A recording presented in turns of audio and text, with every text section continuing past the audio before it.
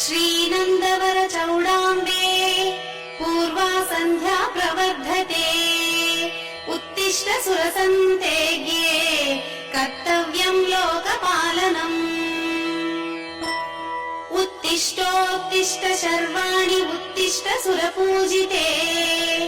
उत्तिष्ठ करुणापूर्णे रक्षस्थ भुवनत्रयम्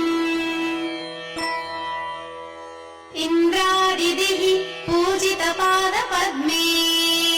कारुण्यपूर्णामृतयुक्त चित्ते श्रीकण्ठकान्ते भवदावराज्ञी श्रीचौडमाम्बे तव सुप्रभातम् रालेय शैलतनये श्रितकल्पवल्ली